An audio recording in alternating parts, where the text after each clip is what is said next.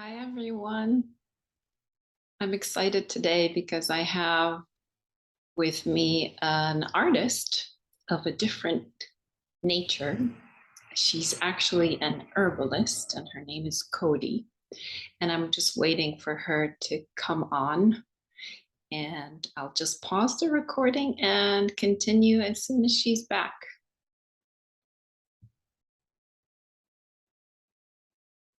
Forgot to mention that I'm coming to you from my fabulous artist's home studio. And I'm still waiting. I'll be back in a minute.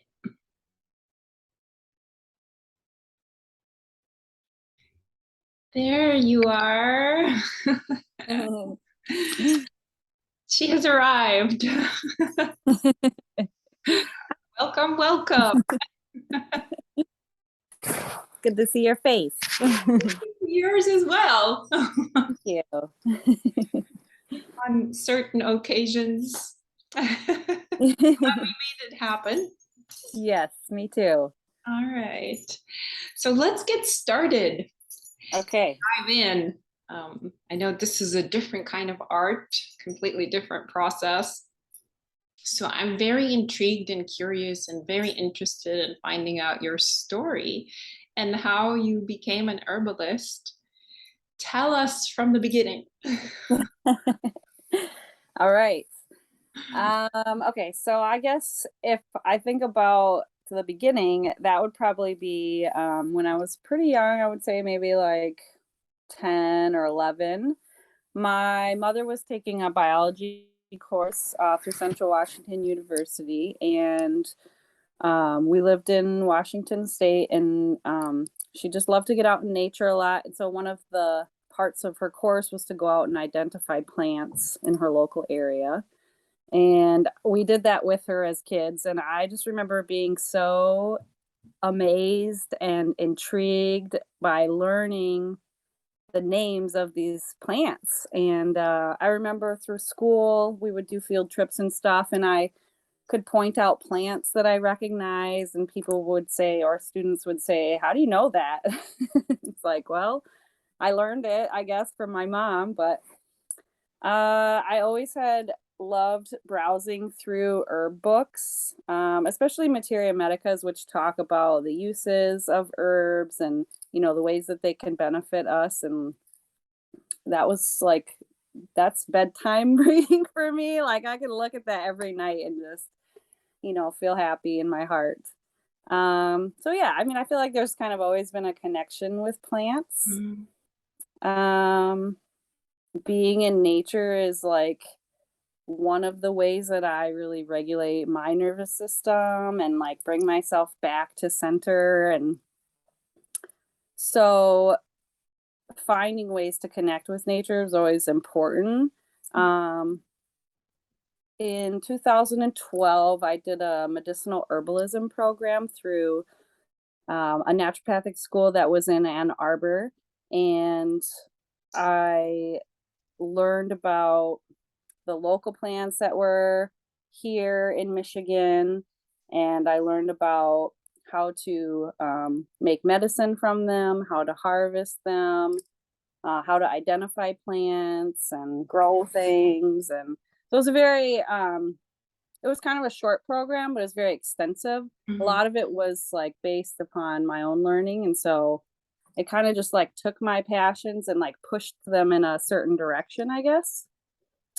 I started making medicine like right away. I just got excited about it and kind of just like, I don't know, it was like something awakened within me, that just gave me like a sense of empowerment, a sense of peace, like being connected more to nature, like just more of like I guess, feeling like I was on the right path.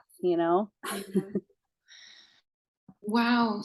Thank you so much for sharing all that. I feel like there's so many questions going in my head as you're sharing all of this. Nature is so important. And it's crazy to see how the huge shift away from it has happened. I know there's a lot of Mhm. people that are still connecting and reconnecting. Yeah, I think there's a lot of work that needs to be done around that still. And yeah, I'm glad to find herbalists that are still, bringing that natural beauty and wisdom into our lives. Um, I feel like I wanted to ask a question and it just kind of like disappeared. I should have just wrote it down. It's okay. I'll probably remember in a few minutes. Um, Tell me a little bit about what you started making. What were the first things that you started making as like herbal remedies or whatever it is that you started like actually making and selling to the public? yeah. I think some of the biggest things that I learned about that were exciting to me was infused oils. That was definitely one. I really enjoy body oiling. It's very, again, nervous system regulation Yes. and just like good self care, you know? Hmm. And I wanted to be able to create oils that you're also bringing in the the life of particular plants into your body. Um, Plants used in body oiling is like centuries old, like the beginning of time stuff. I mean, people have been doing this for a really long time. And so I remember learning that in Germany, they would massage the legs of depressed people with St. John's wort oil because it would really help brighten their spirits and just simple things like that. It was like, wow, you can really shift somebody with something so simple, you know? Yeah. So yeah, it was definitely a lot of infused oils, trying to make all different kinds of balms and Hmm. tinctures, a lot of tinctures, and trying to make extracting everything that I could get my hands on, you know? And you still make all that stuff, right? Or Yeah, have oh you? yeah. Yep, Yes. I love tea blending. It's so much fun. It's interesting to me now that you're talking about like the different things that you put into the oil and you infuse them. Because I've done like Ayurvedic training, so I know about like the Eastern herbal stuff that is used in body oils because Yeah. I practice the Avayanga and I like do the oiling, but for Mhm. that there's like ashwagandha and they use sesame oil and like all kinds of like different herbs. And it's interesting because every what do you call it? Every country, every region has those specific herbs to like that specific remedy, which is really Yeah. nice. And I know that growing up, there was always something natural that my grandmother would mention to help Mhm. ease something or the other, like Yeah. lemons were huge with her, always like Mhm. use those lemons and rose water. So Oh, yeah. it's really fascinating that I've kept using them throughout these years and never kind of let them go. They're like my go-tos, basically. Like I always like her words always ring in my ears. I Yeah. bet it's the same way for you with your mom. Is she Yeah, I mean, proud? my mom honestly didn't make herbal Oh, she medicine, but didn't. she did a lot of gardening, we were very connected to nature. We Yeah. spent a lot of time hiking in the woods and stuff, and yeah, it is definitely um somewhat of an ode to her in a way. But I also have really connected with my ancestors in the last few years, I would say. And it's gotten more intense with dreams and things like that, and just messages coming through. Like, I feel that working with the plants is something that we all need to be doing in some way, whether it's just taking medicine from plants or growing plants, or making your own medicine even. It's like we need to be connected because we really are lacking that nature connection. And the more that we can connect with it, the more healing that we will find within ourselves. And, like you were saying, there's a big disconnect, it seems like, for a big portion of the population, I see so many people that hardly leave their homes and, just Yeah, that actually, like they're that not even aware of that. yeah, that just brought to mind what I was gonna say is that you'll hear about certain things that are helpful and they would promote them as natural and package them as natural and like 100% organic and blah blah Yeah. blah, and like people are like selling them and offering them, but literally when you investigate a little deeper, there's a disconnect there. There's something fishy going on behind the scenes, Yeah. whether it's in the way the business is being run or that kind of thing, you know? Yes. So I always say just go back to the grocery store, go back to your garden and just get those, like a farmer's market and get those, what do you call it? Raw ingredients Yes. and Yes. work with those, right? Yes. Yeah, So I love the alchemy of bringing those ingredients together to create something new. It's just really exciting to think about formulating and blending and how that can affect other people within their bodies. And so I was curious, you mentioned your ancestors. What's your ancestry? well, my father was adopted, and I didn't really know him. He died when I was in my teenage years. So that's kind of like an unknown side. But my mother has a lot of German and Scottish and English in her. So I, I've been ancestry in itself, I feel like has become sort of popular, Yeah. which is good. I mean, I think that we need to be connected to that, but also when you think about it, it's like I mean, a lot of us are a melting pot in a way, and we're made up of so many different past lives that it becomes hard to like kind of pinpoint it and really get digging into the ancestry stuff was like, gosh, I wish that I knew that other side. But since I don't, I'm going to dig into what I do know. Mm-hmm. And especially like I would say like the Scottish and the German kind of draw me in, and so I feel, or I wouldn't say necessarily, I guess like more the Northern European, Yeah. like that really interests me. And it's interesting to me to see, like you were saying, how different parts of the world have their plants that they use. It's interesting to see how there can be like a lot of analogs sometimes. Certainly, there's plants that just aren't replaceable, but I think there's so much Mhm. that we can use here that our ancestors may have been using there, Yeah. Yeah. and just being able to connect with that. Yeah, I think it's important. Yeah, I was gonna say that I'm sure that you have a little bit of a hunch about like where your father came from or like what his background is. Like, do you not have like a little bit of a hunch of like where you, and you don't have to share it, but I'm just curious, like you might feel it at times, like you connect with certain cultures or certain foods or certain herbs for that matter. Yeah.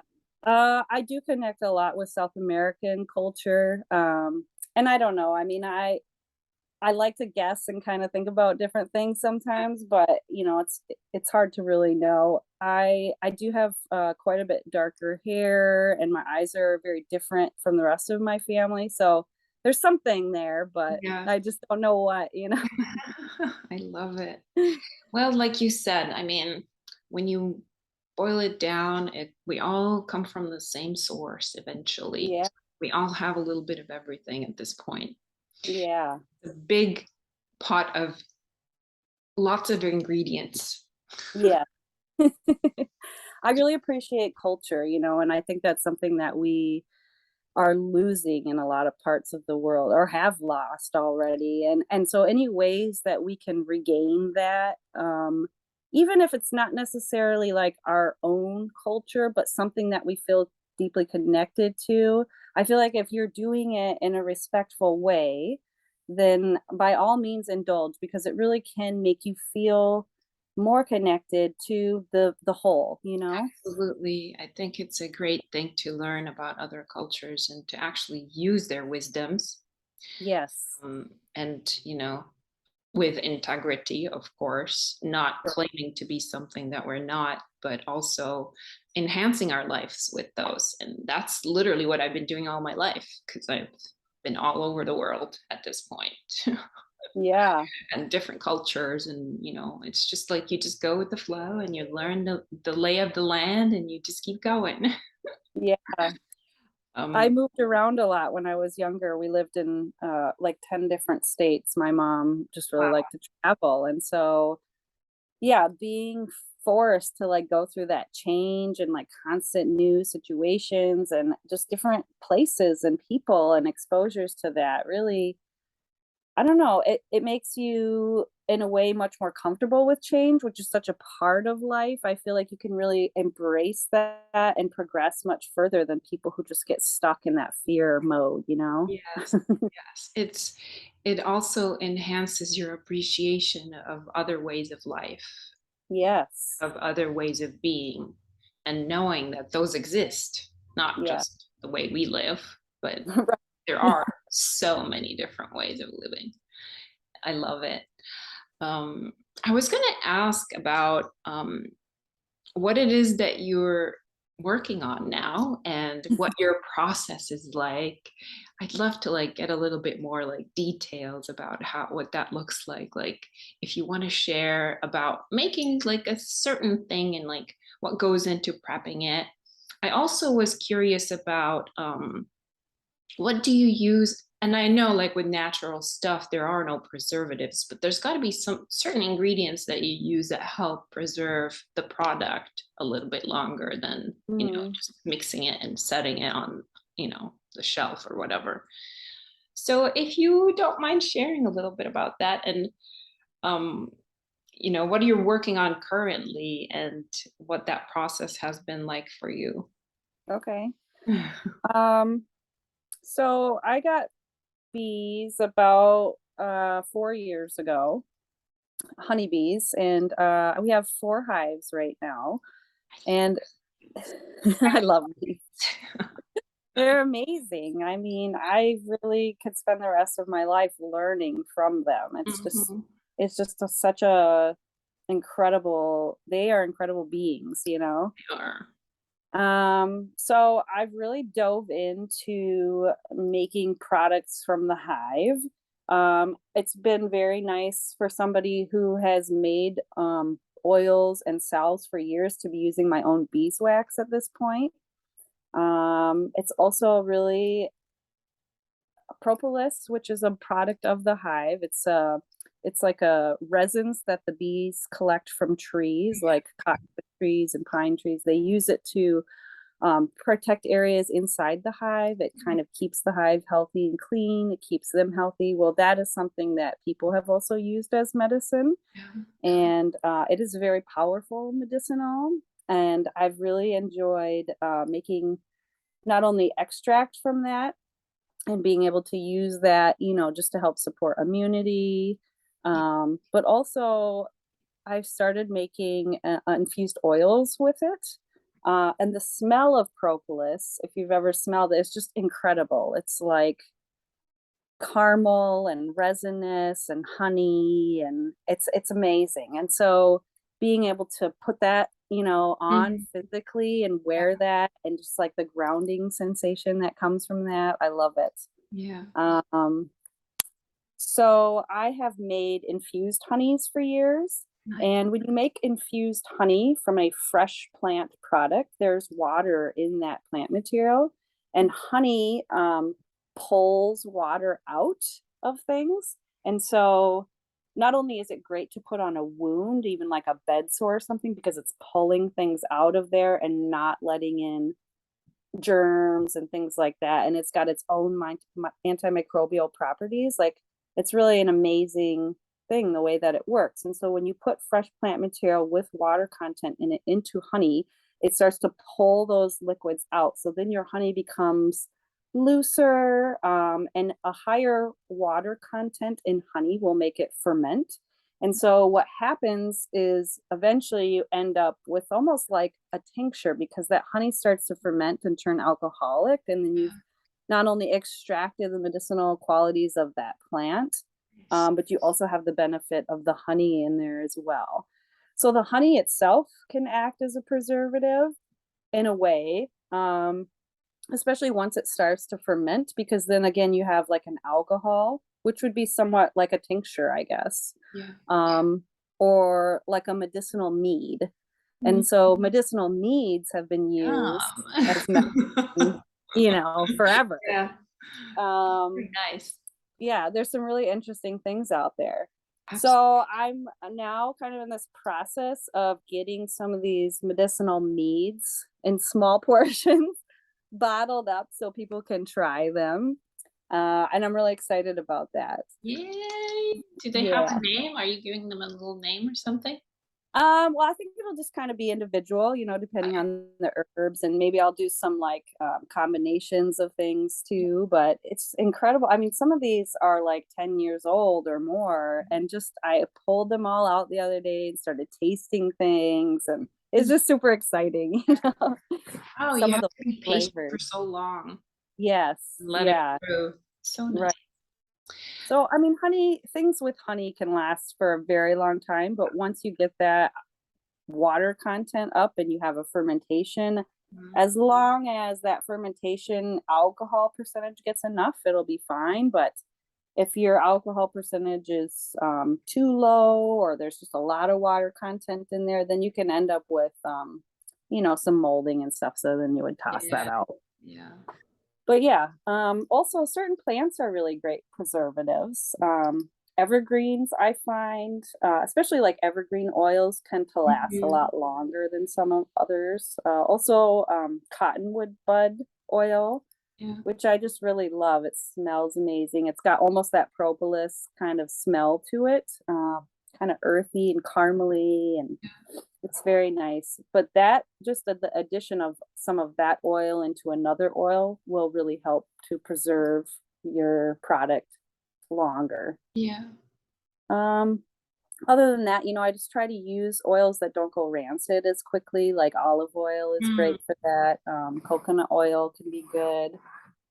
Um, yeah, and then tinctures last typically because they're an alcohol extract, but they do lose their potency over time. And with I feel like with most plant medicine and most art, out there, that's like it's you're using your senses. So Yeah. what does it taste like? What does it smell like? What does it feel like? And that's gonna tell you like your potency level more than anything. Very nice. Thanks for sharing. I was Yeah. just curious because I know, like, I remember the first thing I purchased from you at the first Divine Pine gathering that I went to, and that's how I met Cody, by the way, um, was the honey and the turmeric. Oh yes. I loved that so much that I started making my own. I still Oh make good. it till this day. I nailed it. Yeah. And then the other thing that I purchased from you was the deodorant. Ah, I yes. still have that jar, believe it or not. I constantly refill it. Good. So beautiful. So, yeah, I'm so glad I met you. Oh, Now thank I you. wanted to ask, you do ship all over, right? Like if people I want to order do. stuff and you have a website. Well, I had an Etsy, and Oh, uh, to be honest, they're just getting a little bit crazy with their fees and wanting a lot of legality stuff, and so I don't have a website at the moment. I am okay.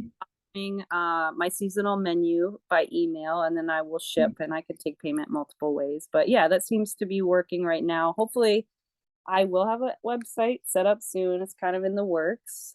So I was on Etsy and I canceled it once I got to California and I just started a Square one. So I highly recommend Square. Yeah, I was thinking I'm about really that. happy with it. It's Okay, that's good. really convenient. Yeah, I feel like as artisans, Mhm. we need to kind of find ways to circumvent, some of this like legality, taxes, fees, all this stuff. And it's like Let me just create. It's all over the place. Like now I'm trying to like do some like making food because I love to make food, and you never know. I might even shift a little bit into some herbs, not everything, because there's no way to learn everything all at once, but just the things that I've been making over the years, I'd love to like have those packaged as well. Yeah.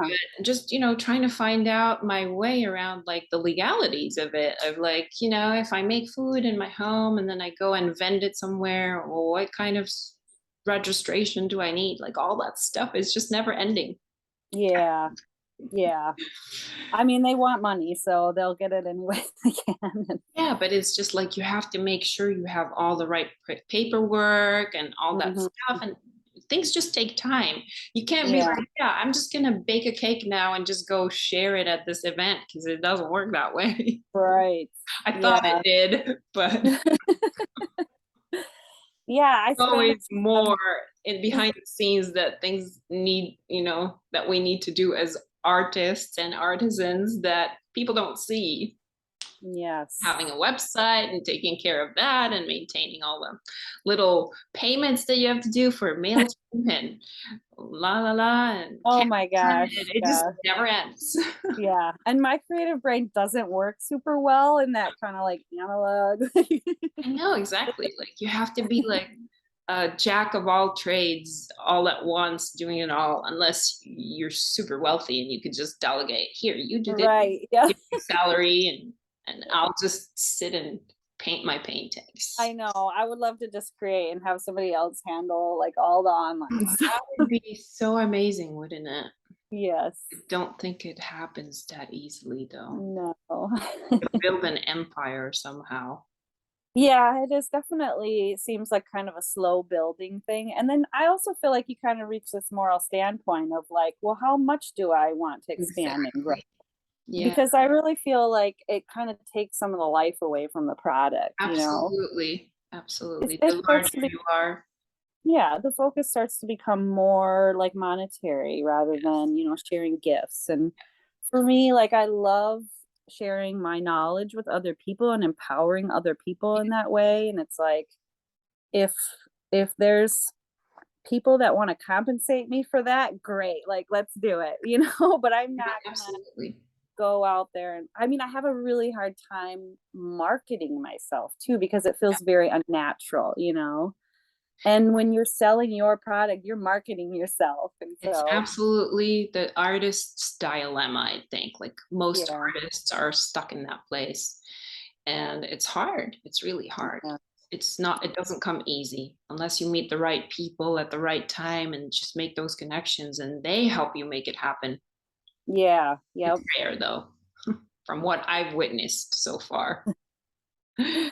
Um, so what advice would you give someone who is wanting to start like their own herbal little business? What would be like the main things that they need to like make sure that they have in place before they dive in?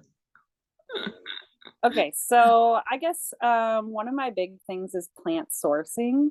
Like, Mhm. where are you getting your plants from? Where are you getting your plant material from? I mean, obviously, growing your own is like ideal, but that's not really realistic for everybody, nor on the level that they want to use or the amount of variety of herbs that they want to use. And so, sourcing to me is important because there's a lot of bad stuff going on out there with abuse of the plants and the areas where they grow. Just thinking about like chaga mushroom, for instance, is Mhm. very popular right now. Yeah. And it is really a great medicinal thing that people could take to boost their selves. Mhm. But it's very, in my eyes, being harvested in the wrong way. There was a particular area that we used to vacation at a lot up north in Michigan here, and there was one area I knew that had quite a few birch trees with chaga growing on it. I would harvest a little bit here and there, but mostly observing them. And a few years ago, I went there just to take a walk in that area, and all of those trees, every single one that I knew that had chaga, it had been torn out of the tree had been damaged. And so now, not only will that chaga not continue to grow, the tree will now die as well. Chaga will eventually kill the tree, but it can grow many, many years with it on there. Mhm. And especially if you're harvesting it in the correct way, it will, continue to grow, and you could have multiple harvests off of it. I mean, it's very slow growing too, is another thing. Some areas it's definitely more prevalent, but I mean, birch doesn't grow everywhere. And so it just isn't available like that. And Mhm. I don't think um I don't think everybody's being very conscious about that. If I go to a health food store and I buy some chaga off the shelf, unless I'm really digging in, I'm probably not going to know the sourcing of that. Or even if I call that company and speak to them, am I being told the truth? And so, working with individuals who work with the plants one on one, I think is important, Yeah. because you're able to know that. Well, I guess you're not able to know, but maybe you can get a better sense of whether that person has good moral values about Yeah. the way that they're being. And plants aren't an infinite resource, and definitely finding ways that we can utilize plants that are more abundant, or even aggressive, in areas is great. And but beyond that, there's local herb farms that you can support. And here in Michigan, we have a couple of them, and throughout the country, there's more. And I feel like it's becoming more available. So there just really isn't a reason for us to be harvesting things from the wild unnecessarily. Yeah. Plus, I feel like a lot of the stuff that is maybe threatened or endangered, like there's other plants that can do those things. Mhm. For instance, with the chaga, there is also birch polypore that grows on birch trees, and that's much more abundant, and you don't harm the tree by taking them. And so it has similar benefits, not quite the same, but it's like, why wouldn't you just use that instead, Yeah. Especially maybe if it doesn't grow in your area. Yeah. Absolutely. Um, so other than like plant sourcing, um, as far as starting a business goes, I think that it's easy to overextend yourself as far as like what you're offering. Mhm. It gets pretty exciting to like make new things all the time, but like I think you really have to think about, is there a market for this? Is Mhm. this gonna sell? Yeah. Yeah. Do you have the clientele that are gonna want these kind of things? And Absolutely. so starting small is good, and kind of testing things out. And I've definitely had many products like come and go from my line, and maybe I'll get a few requests, so I'll bring something back in. Or just get kind of bored of making something a particular way. I'm like, I'm gonna switch this up. Mm. For instance, I have this moon glow oil. It's a face serum that I make, and it's probably one of my biggest sellers. People really love it. I used it for maybe, 8 years or something Yeah. myself, and I kind of just got tired of it. Yeah. And I still sell it. I still make it and sell it, but I had to make a new formula for myself. And Yeah. now I have people that are like, I love this. And so, That's how it goes. I love it. yep. Yeah, and you're always growing and expanding and trying new things. Yeah. Never ending process of learning, I guess. Oh, yeah. I love Everything exploring new else. stuff. I was a chef I mean, I've been professionally cooking for maybe 20 years now. Oh, I love that. And I don't do a lot of it anymore. I Yeah. kind of just like help out at the Health Hut Deli and make Mhm. some stuff for their case, but I get to make the things that I want to make. Yeah. And so it's a little bit more passionate, but it's really interesting how well being in the kitchen and having those skills combined with herbalism. I mean, it's kitchen witching. Exactly, because then you can add all the herbs into the foods and just Yeah, make something that nobody else is making, and right. it'll have like medicinal, properties that are really good for you. Yeah. We badly need it these days and times. Yeah. Yeah. More Yeah, so I than feel like anybody knows. the more support we can get, the better, and that should definitely be coming through our food first and foremost. Absolutely. That's what food is about, right? Yeah. It's about nourishing us. Yes. Yeah, it's really interesting to kind of come full circle with that too. It's like with the herbalism, I also started diving into nutrition and just learning about like more traditional ways of eating. Mhm. And I just love how well those things go together. But just the experience of healing yourself with food and herbs is incredible. I mean, Absolutely. nobody's 100% perfect. We're never going to be all the way there, but you can greatly increase your quality of life. And it's okay to balance it out. I always feel like I'm not against anything, like I'll have Yeah. whatever, just not Yeah. every day for every meal. Right. That's Yeah. the key, You're Yeah. not gonna have like a big chocolate cake for morning, lunch, and dinner. It's like Yeah. once in a while kind of craving, and that's okay to allow yourself to Oh, have that totally. donut, whatever it is that you want. It's just like not your go-to food. Yeah. Your Yeah. go-to food is the nourishment part, and then Yeah. that like donut thing is just like on a whim. I need that thing right now, so I'm just gonna go get it, right? Definitely. There has to be balance. I love taking those foods and making it a nourishing thing, Me like too, yeah. sourdough, ancient grain donuts, fried in real pastured I pork. Like, come on. oh my gosh, I used to have like huge things going on because I would cook that way for my children, and Yeah. they didn't like it one bit. Oh, Like modified whatever, like modified yeah. mac and cheese, like that's not gonna happen. It's got more nourishment than we need. No thanks. Yeah, kids can be pretty resistant. Yeah, yeah, it was like intense. Like I would be like, yes, I just invented the best dish. And nobody would eat it. Oh, Except me for sure, but yeah, yeah. it's a whole nother life. Good time. Uh, I've been pretty lucky. My kids are very open to trying new things. Nice. Yeah. Yeah, I most of the time I I like think it. it's easier when you don't tell them. I think Yeah. my mistake was like I was upfront and honest about what's in the Uh, food, so that yeah. backfired. You had to be hush hush, like, "Here's the food, Yeah. eat it. Don't ask what's in it." Right.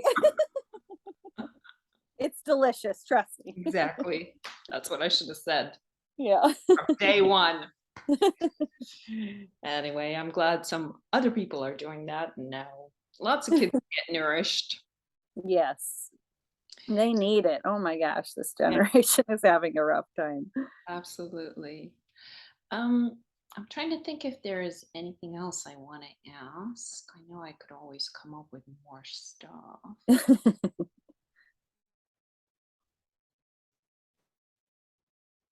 Oh, what was the email for people if they wanted to sign up? Is it the email that you gave me?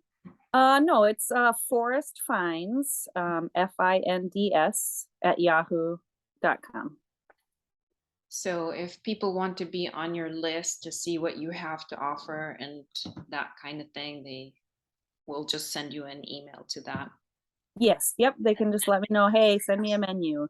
And so I'm in the process of updating menu right now, so they'll probably get like the summer menu, but the fall one is coming out soon, but pretty much everything should be available.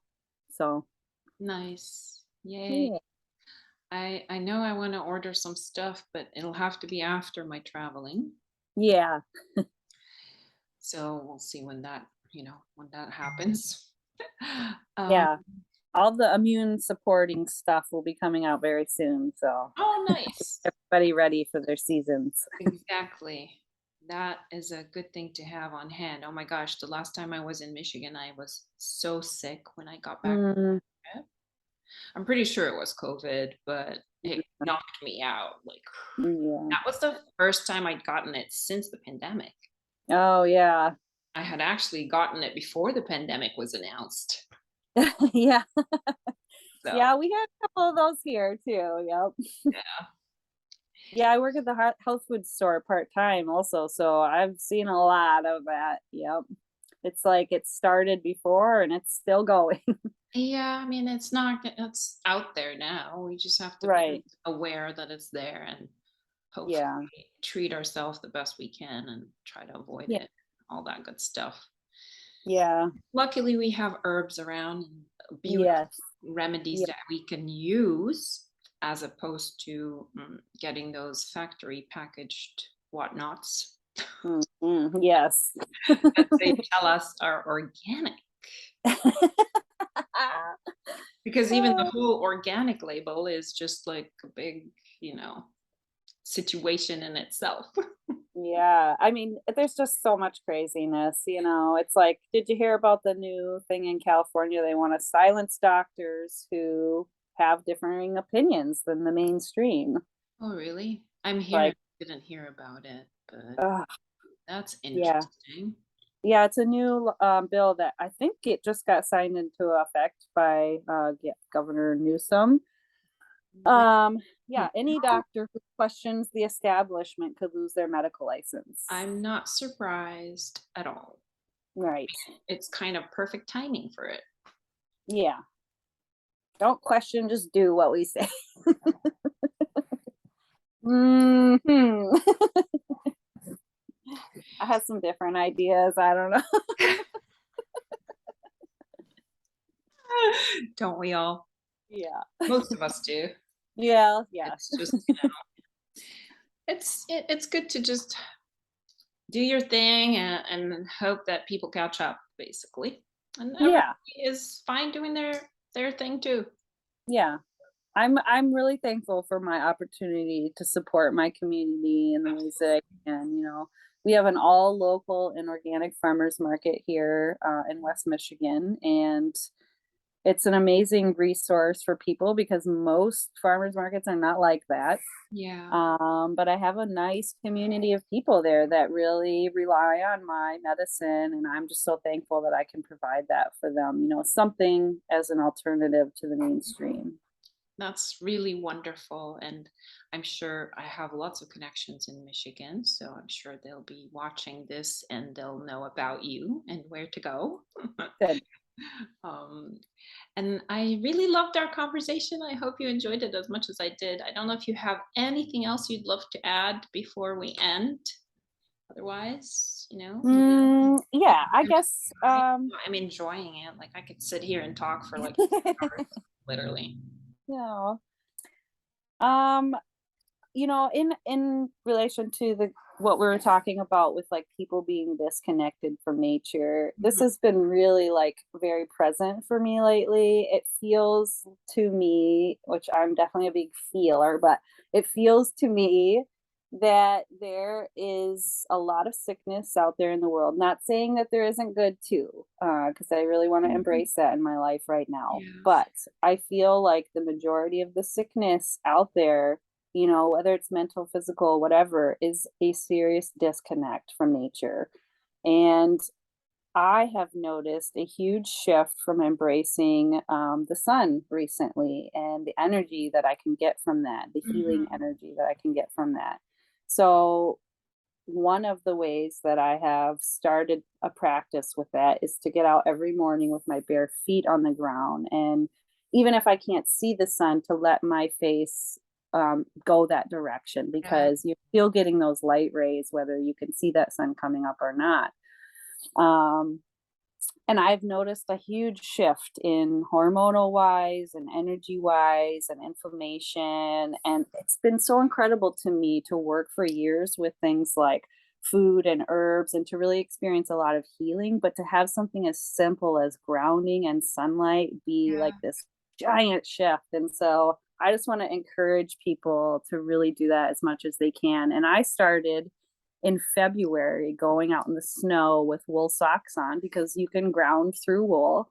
Um, and so I would be able to stay out a little bit longer rather than just bare feet. I'll do the bare feet too, but it's definitely like a quick, like kind of keep myself calm and centered, and then, oh gosh, it's cold, I've got to get back in. But Yeah. just a minute or even 30 seconds of that makes Mhm. a big difference in my day. And so I really have made it a priority. And I think something as simple as that makes a deeper connection in you. It's more healing than anything that you can possibly do.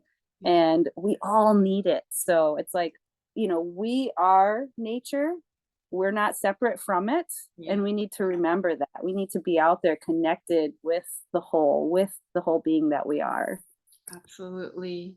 Lovely. That's gorgeous. Aw, Glad you mentioned the sun because it just made me think about how the food that is grown from the earth is yeah, actually infused with sunlight, right? yes, And then we eat yes, that. And so we're yes, kind of getting that sunlight indirectly.